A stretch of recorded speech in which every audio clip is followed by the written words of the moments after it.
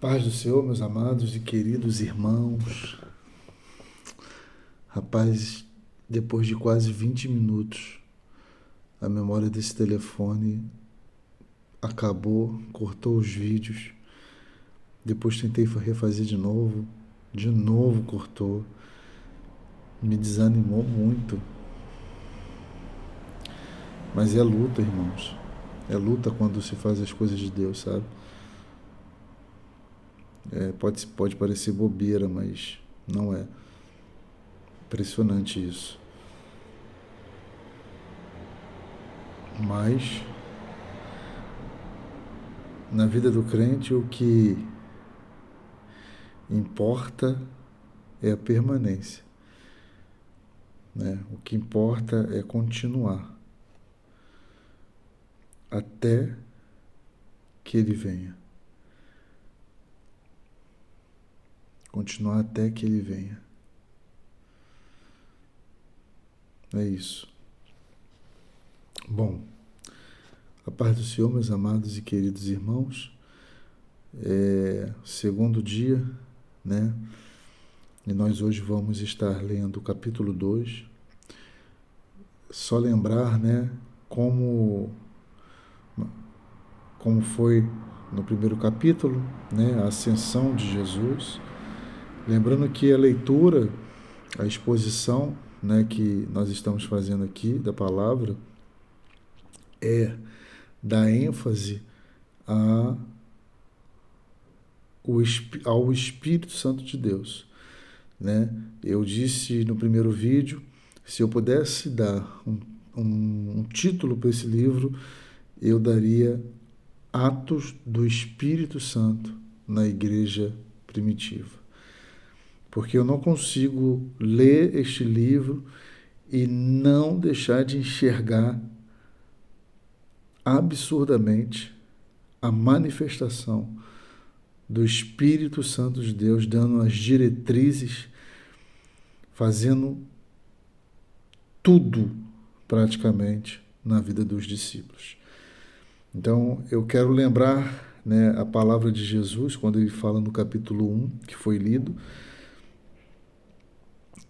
o porquê ser, né, cheio do Espírito. E Jesus ele vai falar sobre isso, né?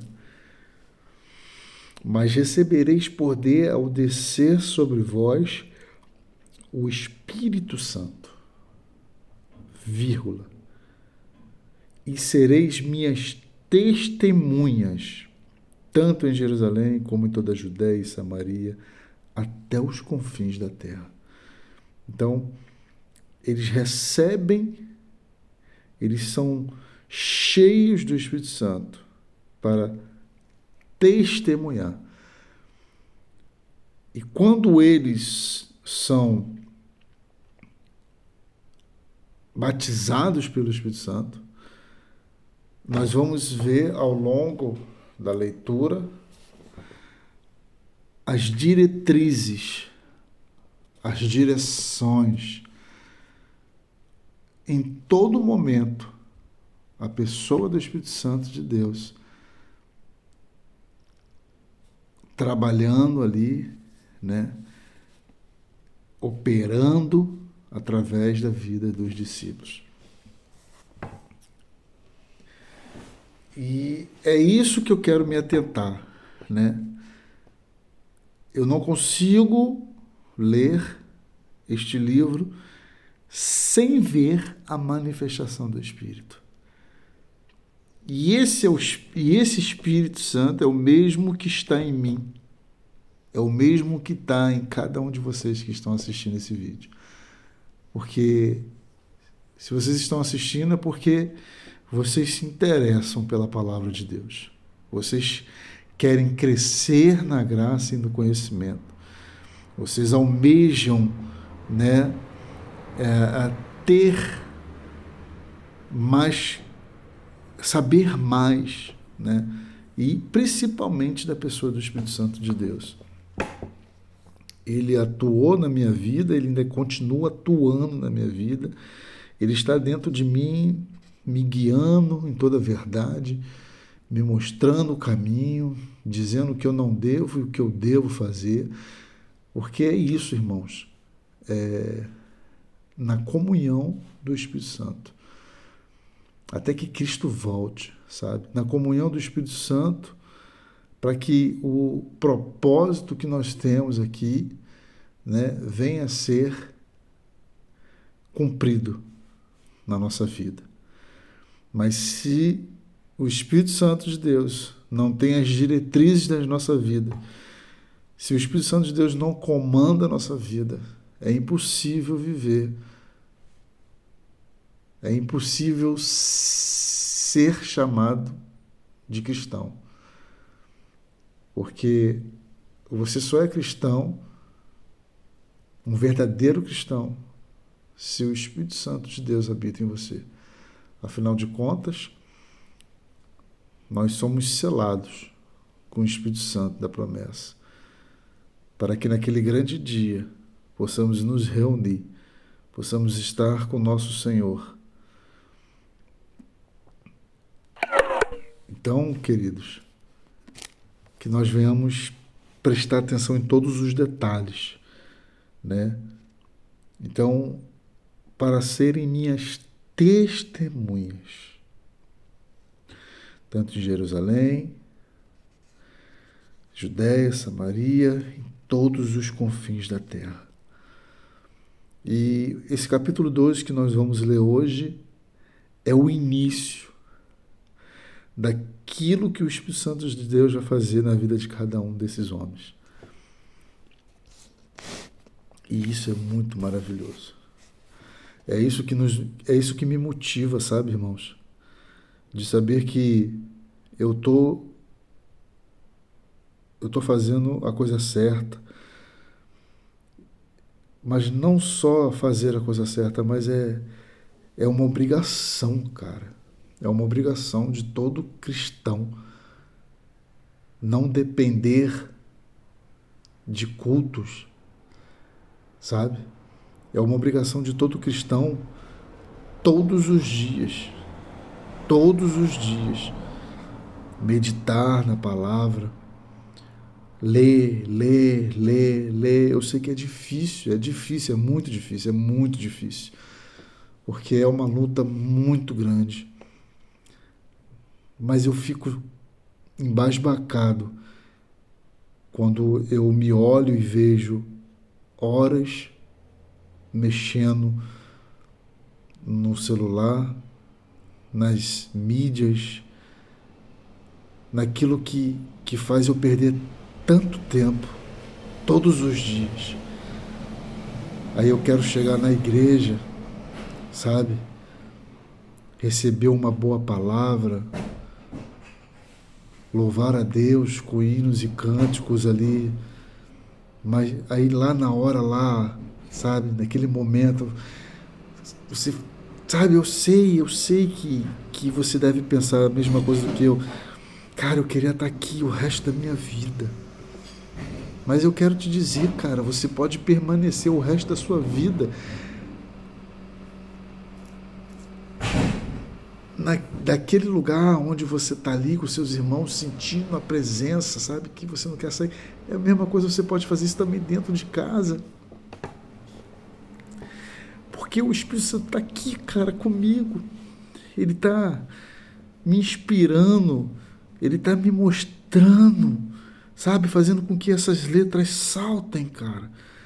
E eu fico aqui viajando por horas, cara. Eu fico aqui vendo a maravilha, vendo o que ele fez e o que ele vai fazer através da minha vida, sabe, alinhando, sabe, essa comunhão cada vez mais intensa, próxima, porque é isso que Deus quer de mim, é isso que Deus quer de cada um, cara. Eu sei, cara, que assim é muito difícil. Eu sei, mas não é impossível.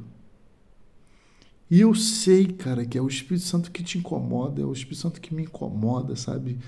Porque nós que somos verdadeiros cristãos Cara, é impossível não se incomodar, é impossível você não sentir um peso, sabe, de tão grande de responsabilidade que você tem, porque é obrigação, irmão, crescer na graça, é obrigação crescer no conhecimento das Escrituras.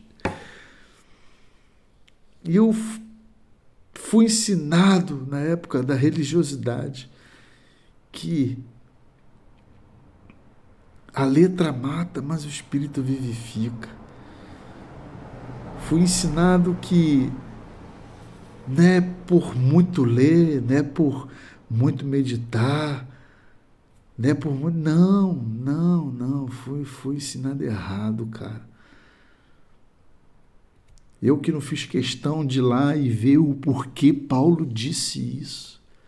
Paulo está falando da lei.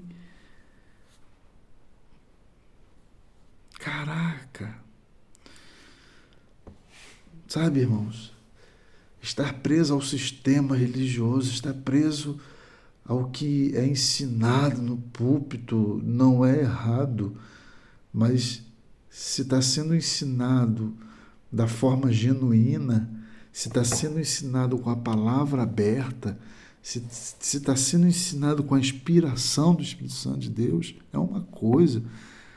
Mas quando não é isso, passa a ser religiosidade, passa a ser aquilo que o homem acha. E nós não vivemos de achismo. A palavra, ela não traz para você se você acha, o que você acha, o que você achou, o que você entendeu. Não, cara. Não. Não é dessa forma.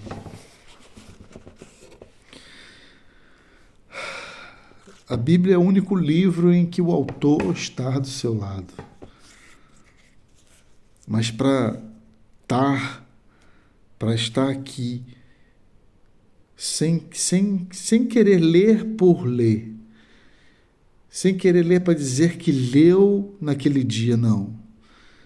Mas quando você quer se aprofundar, quando você tem esse anseio de querer conhecer cada vez mais, é aí que o Espírito Santo de Deus ele começa a atuar, porque ele conhece o nosso coração, irmãos. Quantas das vezes eu já li a Bíblia por ler, só para dizer que eu li. Só para dizer que eu lia todo dia. A minha intenção estava longe daquilo que o Espírito Santo queria me revelar, queria trazer ao meu coração. Hoje a mente é outra. E é isso que eu quero para a minha vida, cara. Eu não quero mais gastar horas em redes sociais. O mal desse século. São tantas distrações, irmãos, que o crente hoje ele acha errado perder tempo lendo e acha certo perdendo tempo nas mídias sociais. São horas, irmãos, são horas. Eu estou falando porque se eu não me aperceber, eu vivo isso. Se eu não me aperceber, eu estou no vaso, vendo, daqui a pouco 40, 1 hora. Aí daqui a pouco eu deito, boto mais uma coisinha, daqui a pouco é mais 1 hora. Aí quando você faz uma análise, quanto tempo você leu a Bíblia, não só leu não, tá? Estou falando de meditação. Nem 10 minutos. Se não te deu sono, se você não dormiu. É complicado. Bom, mas voltando aqui então. Então, os apóstolos eles vão ser cheios para uma finalidade. E sereis minhas testemunhas, tanto em Jerusalém, testemunhar daquilo que eles viram e ouviram. Então é o que vai acontecer agora no capítulo 2, né, que acredito que todos nós conhecemos, que é o batismo do Espírito Santo. Vamos fazer a leitura. E a descida do Espírito Santo de Deus. Bom, eu queria ver se eu conseguiria ler no outro telefone, porque essa leitura aqui, eu não estou gostando dessa leitura aqui, dessa versão.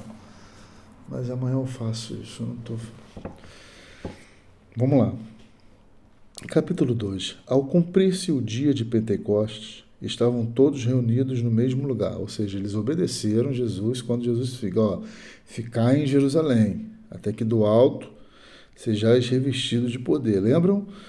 Então, aqui eles estão cumprindo, né, obedecendo à direção de Jesus, né, dos últimos mandamentos, através do Espírito Santo.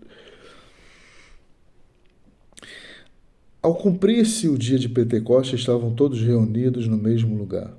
De repente veio do céu um som, como de um vento impetuoso, e encheu toda a casa onde estavam assentados. E apareceram distribuídas entre eles línguas como de fogo, e pousou uma sobre cada um deles. Todos ficaram cheios do Espírito Santo e passaram a falar em outras línguas, segundo o Espírito lhes concedia que falassem.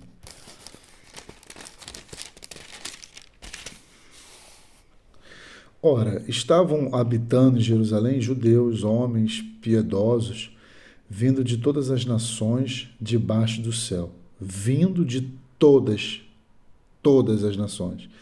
Vindo de todas as nações. Por que isso, Fábio? Preste atenção. Versículo 6. Quando, pois, se fez ouvir aquela voz, afluiu a multidão, que se possuiu de perplexidade, porquanto cada um os ouvia falar na sua própria língua. Estavam, pois, atônitos, e se admiravam, dizendo, vede, não são porventura galileus todos esses que aí estão falando? E como os ouvimos falar cada um em nossa própria língua materna? Somos pardos, medos, elamitas e os naturais da Mesopotâmia, Judéia, Capadócia, Ponto e Ásia, da Frígia, da Panfilha, do Egito e das regiões da Líbia, nas imediações de Cirene e romanos que aqui residem, tanto judeus como prosélitos, cretenses e árabes, como os ouvimos falar em nossas próprias línguas as grandezas de Deus. Então olha só, esse povo, né, de vários lugares que estavam, né, em Jerusalém, eles ouviram, né, enquanto aqueles discípulos falavam em outras línguas, eles ouviram falar na sua própria língua materna. E o que eles ouviam falar na sua língua materna? Eles falavam sobre a grandeza de Deus, né? Vocês lembram lá aquela história da Torre de Babel, né? Onde Deus faz com que o homem ele quer chegar ao céu, construindo aquela torre, e Deus faz com que haja ali diversidades de línguas, e ali ninguém mais conseguia entender o que um outro falava. Então se dispersaram cada um para o seu lugar. Mas através agora de Jesus, todas as nações, todos os povos e línguas agora são reunidos. Olha que viagem, cara. Olha que viagem, todos ouvindo falar das grandezas de Deus nas suas línguas maternas. E um ponto muito importante aqui é que eles não falaram a língua dos anjos. Línguas estranhas, como muitos dizem. Não. Eles falaram em línguas de outros povos distintos. E eles ouviam falar da grandeza de Deus. No versículo 12, todos atônitos e perplexos interpelavam uns aos outros: que quer dizer isto? Outros, porém, zombando, diziam: estão embriagados. Então se levantou Pedro com os 11 e, erguendo a voz, advertiu-os nestes termos: varões judeus e todos os habitantes de Jerusalém, tomai conhecimento disto e atentai nas minhas palavras. Estes homens não estão embriagados, como vindes pensando, sendo esta a 3ª hora do dia. Mas o que ocorre é o que foi dito por intermédio do profeta Joel. E acontecerá nos últimos dias, diz o Senhor, que derramarei do meu espírito sobre toda a carne. Vossos filhos e vossas filhas profetizarão. Vossos jovens terão visões e sonharão vossos velhos. Até sobre os meus servos e sobre as minhas servas derramarei do meu espírito naqueles dias e profetizarão. Mostrarei prodígios em cima no céu e sinais embaixo na terra: sangue, fogo e vapor de fumaça. O sol se converterá em trevas e a lua em sangue, antes que venha o grande e glorioso dia do Senhor. E acontecerá que todo aquele que invocar o nome do Senhor será salvo. Varões israelitas, atendei a estas palavras. Jesus, o Nazareno, varão aprovado por Deus diante de vós, com milagres, prodígios e sinais. Ou seja, Pedro falando com eles, falando a respeito de Jesus. E eles viram prodígios, sinais, né, do que Jesus fez no seu ministério. Prodígios e sinais, os quais o próprio Deus realizou por intermédio dele entre vós, como vós mesmos sabeis. Então aqui eles estão ouvindo, né? Pedro aqui vai falar de Jesus, ao qual todos eles viram, ao qual todos eles conheceram, né? Viram milagres, viram prodígios e sinais da parte de Jesus. Então Pedro está lembrando eles aqui. Versículo 23. Sendo este entregue pelo determinado desígnio e presciência de Deus, porquanto não era possível fosse ele retido por ela. Porque a respeito dele, diz Davi: diante de mim via sempre o Senhor, porque está à minha direita, para que eu não seja abalado. Por isso se alegrou meu coração, e a minha língua exultou.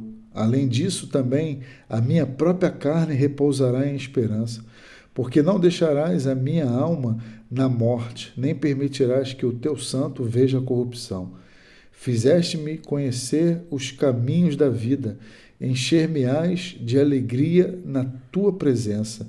Irmãos, seja-me permitido dizer-vos claramente a respeito do patriarca Davi, que ele morreu e foi sepultado, e o seu túmulo permanece entre nós até hoje. Sendo, pois, profeta e sabendo que Deus lhe havia jurado que um dos seus descendentes se assentaria no seu trono. Prevendo isto, referiu-se à ressurreição de Cristo, que nem foi deixado na morte, nem o seu corpo experimentou corrupção. A este Jesus Deus ressuscitou, do que todos nós somos testemunha. Exaltado, pois, à destra de Deus, tendo recebido do Pai a promessa do Espírito Santo, derramou isto que vedes e ouvis. Porque Davi não subiu aos céus, mas ele mesmo declara: disse o Senhor ao meu Senhor: assenta-te à minha direita, até que eu ponha os teus inimigos por estrado dos teus pés. Esteja absolutamente certa, pois, toda a casa de Israel, de que a este Jesus que vós crucificastes, Deus o fez Senhor e Cristo. Então Pedro vai testemunhar a respeito de Jesus Cristo, dos seus prodígios, sinais e milagres que todos eles viram. Lembrando que eles tiveram uma culpa parcial de Jesus ter sido entregue. Mas Pedro vai falar sobre que isso tudo já estava escrito, isso tudo já estava predeterminado a acontecer, né? E Pedro vai dizer, né, estejam absolutamente certa, pois toda a casa de Israel, de que é este Jesus que vós crucificastes, Deus os fez Senhor e Cristo. Qual o resultado disso? Versículo 37. Ouvindo eles estas coisas, compugnou-se-lhes o coração e perguntaram a Pedro e aos demais apóstolos: que faremos, irmãos? Respondeu-lhe Pedro: arrependei-vos e cada um de vós seja batizado em nome de Jesus Cristo para a remissão dos vossos pecados e recebereis o dom do Espírito Santo, pois para vós outros é a promessa, para vossos filhos e para todos os que ainda estão longe, isto é, para quantos o Senhor nosso Deus chamar. Com muitas outras palavras deu testemunho, novamente a palavra, e exortava-os, dizendo: salvai-vos desta geração perversa. Então, o que lhe aceitaram a palavra foram batizados, havendo um acréscimo naquele dia de quase 3.000 pessoas. E perseveravam na doutrina dos apóstolos, e na comunhão, no partir do pão e nas orações. Em cada alma havia temor, e muitos prodígios e sinais eram feitos por intermédio dos apóstolos. Todos os que creram estavam juntos e tinham tudo em comum. Vendiam suas propriedades e bens e retribuindo o produto entre todos, à medida que alguém tinha necessidade. Diariamente perseveravam unânimes no templo, partiam pão de casa em casa e tomavam as suas refeições com alegria e sigileza de coração, louvando a Deus e contando com a simpatia de todo o povo. Enquanto isso, acrescentava-lhes o Senhor, dia a dia, os que iam sendo salvos. Louvado seja o Senhor. Então, os discípulos são batizados, todos foram cheios do Espírito. Aquela cena, aquele acontecimento chama a atenção dos moradores de vários lugares.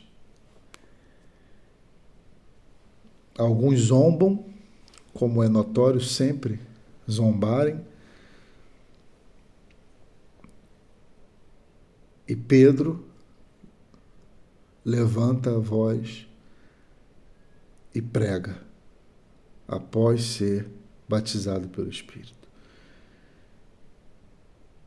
Eu acredito que enquanto Pedro pregava, enquanto Pedro testemunhava, o Espírito Santo de Deus já começava a trabalhar no coração daqueles que ouviam a palavra de Deus. De tal modo que, quando eles ouviram, eles se compungiu-se-lhes o coração.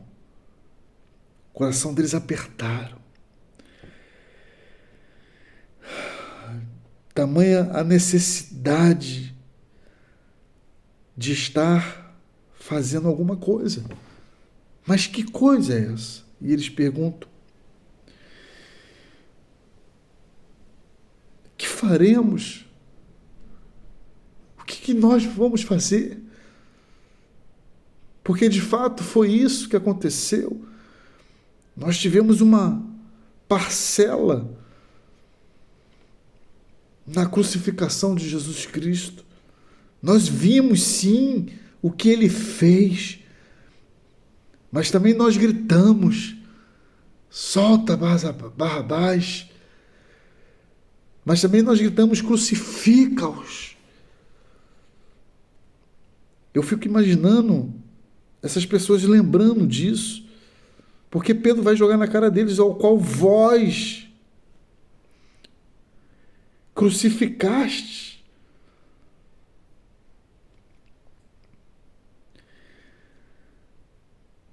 E quando a palavra de Deus, irmãos, ela é pregada genuinamente, é impossível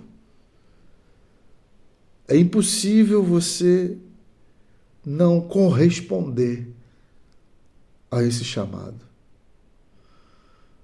É impossível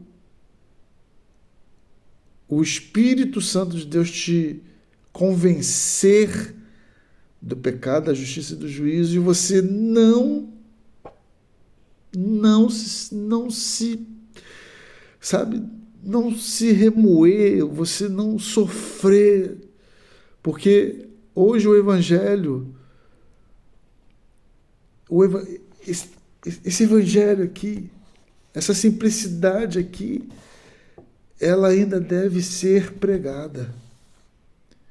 Qual é a mensagem do Evangelho? Qual é a mensagem das boas novas? É que você precisa se converter. É que você é um pecador, pobre, cego, nu. Você está afastado de Deus. Você está andando em trevas. Você está andando no curso desse mundo. Você é pecador. Você herdou o pecado de Adão. Tudo que você faz te afasta de Deus. Porque você só vive o pecado. E a notícia das boas novas é que existe salvação. Existe um plano que foi feito antes de todas as coisas. Antes da criação, Deus já tinha um plano de redenção para a humanidade.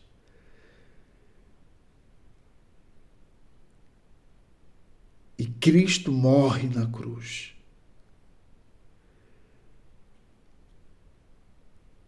Aquele lugar onde Cristo morreu era o nosso lugar. Aquele sofrimento que Cristo sofreu era para nós. Mas Cristo morreu pelo nosso lugar. Sendo assim, agora nós podemos ter vida. Sendo assim, agora nós podemos ter, através do arrependimento, comunhão com Deus. Agora nós podemos ser novas criaturas. Agora nós podemos ser chamados de filhos de Deus. Esse é o Evangelho e não passa disso. É simples e fácil de entender.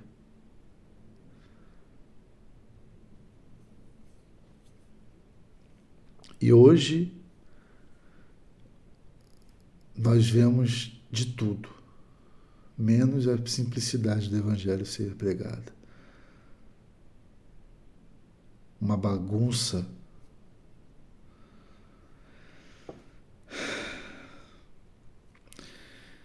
E quando eu me deparo para as últimas coisas que Jesus fala, quando ele fala a respeito dos fins, né, dos tempos, lá no finalzinho, quando ele diz que a apostasia, ela viria. O amor de muitos se esfriaria e a apostasia ia vir de uma forma que ia ser avassalador. E hoje nós vemos igrejas que se apostataram. Igrejas que pregam tudo menos salvação. Igrejas que pregam tudo menos arrependimento. Igrejas que pregam tudo menos a ira de Deus. Somente o amor. Igrejas inclusivas. Igrejas de falsos pastores e falsos crentes. Falsos profetas e falsas ovelhas. Mostrando cada vez mais notoriamente o caminho largo em muitos lugares. E hoje eu tive uma sensação lá na igreja. Hoje foi o último dia do congresso que teve. A igreja fez 2 anos. Foi sexta, sábado e domingo. Enquanto o pastor Michael pregava, sabe, eu pude sentir esse caminho estreito, sabe, irmãos?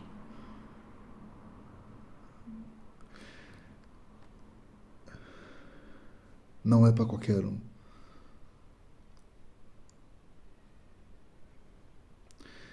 Não é para qualquer um. Não é para aqueles que vivem na superficialidade do Evangelho. Não é. Não é. Não é para aqueles que vivem horas e horas nas redes sociais e não conseguem, por 10 minutos, por 30 minutos, meditar na palavra. Não é. Não é, irmãos. Principalmente quando se está numa igreja de líderes, a gente vê que não pode ser de qualquer maneira. O chamado de Deus não é para o crente meia boca. O chamado de Deus não é para as pessoas que querem viver aleivosamente. O chamado de Deus não é para pessoas que querem dividir metade para o Evangelho e metade para a sua vida pessoal. O Evangelho de Deus não é para aqueles que querem viver conforme as suas vontades. Não é, irmãos. Não é.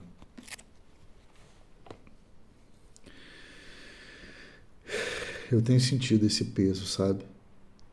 Esse peso de responsabilidade, de que quando Cristo, quando o Espírito Santo começa a se revelar cada vez mais, sabe? A gente sente o peso da responsabilidade de carregar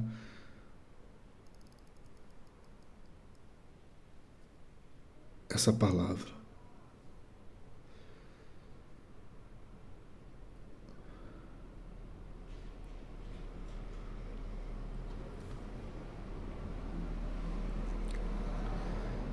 É isso, irmãos.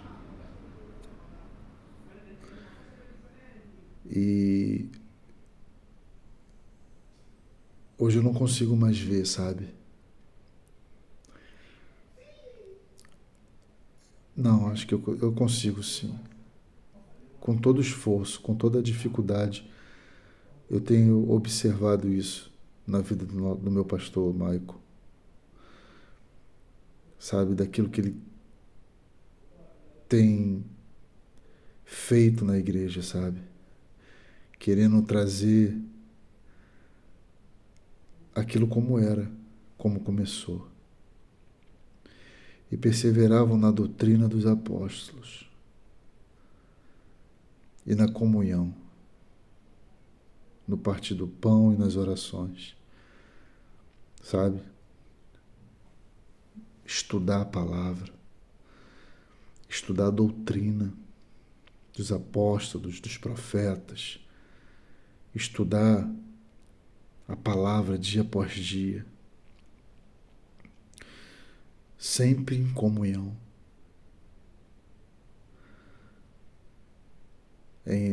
no partir do pão, nas orações. Em cada alma havia temor, e muitos prodígios e sinais eram feitos por intermédio dos apóstolos. Cara, em cada alma tinha temor. Eu não consigo enxergar hoje,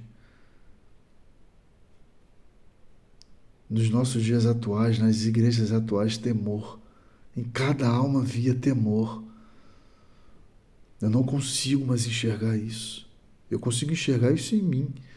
Eu consigo enxergar isso em muitos irmãos lá da igreja onde eu congrego.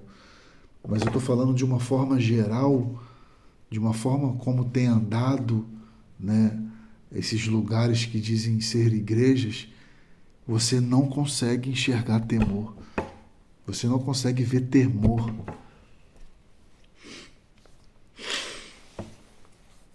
Tiago consegue ver isso nos demônios. E os demônios temem e tremem. Mas na vida dessas pessoas que se dizem que estão, vocês não vê eles nem temendo, nem tremendo.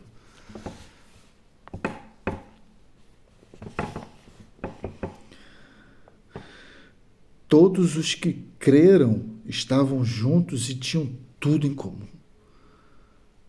Sabe? Eu não penso só em mim, agora eu penso no próximo. Eu não quero só para mim, agora eu também quero para o próximo.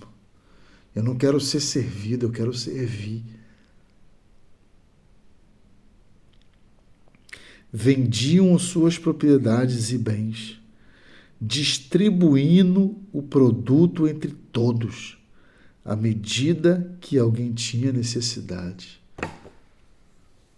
Isso aqui é de uma forma geral, tá, irmãos? Quando Jesus fala, tive fome e me deste de comer, tive sede, me deste de beber, estive nu e me vestiste, estive doente, estive preso e foste me visitar. Isso aqui é o que acontecia constantemente, irmãos. É você sentir a dor do próximo. É você se colocar na dificuldade do próximo. Misericórdia, isso é misericórdia.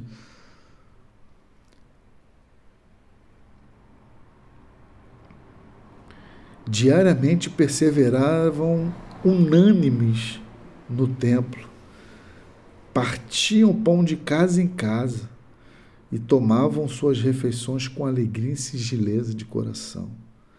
Eu sei que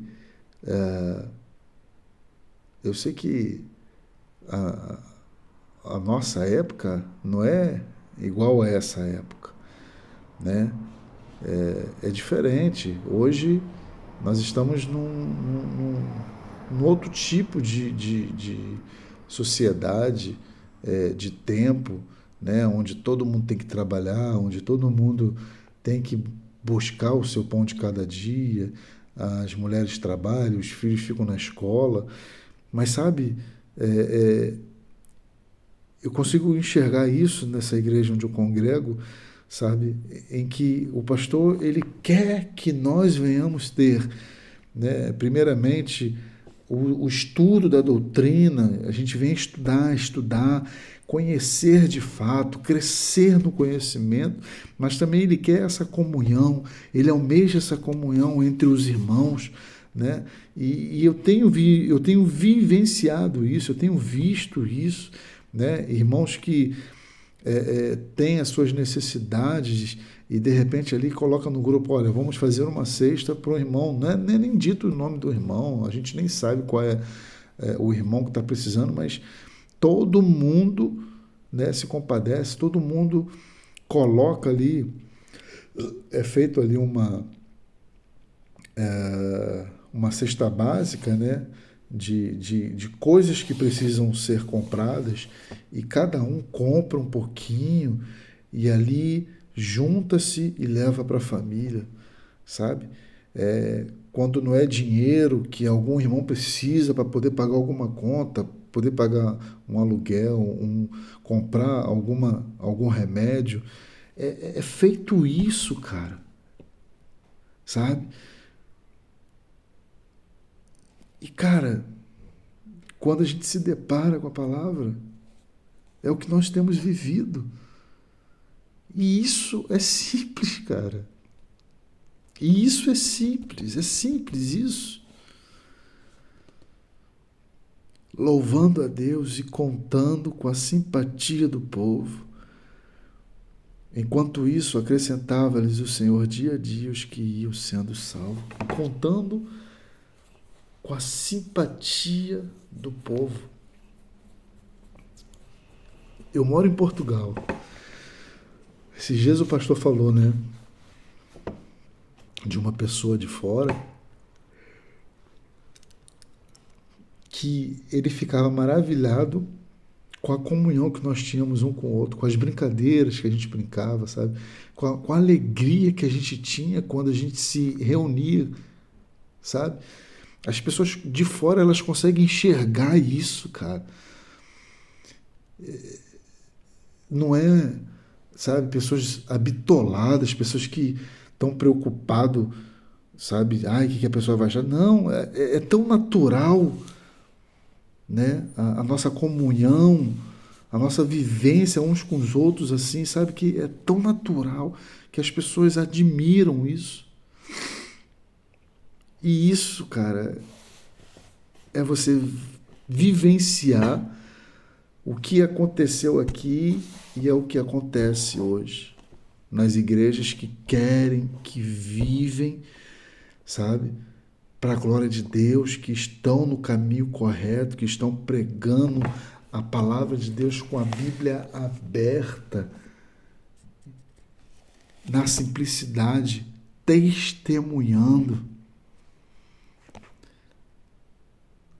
E tudo isso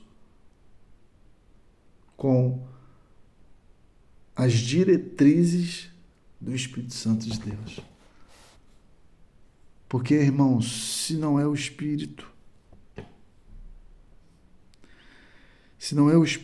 Santo de Deus na vida do crente,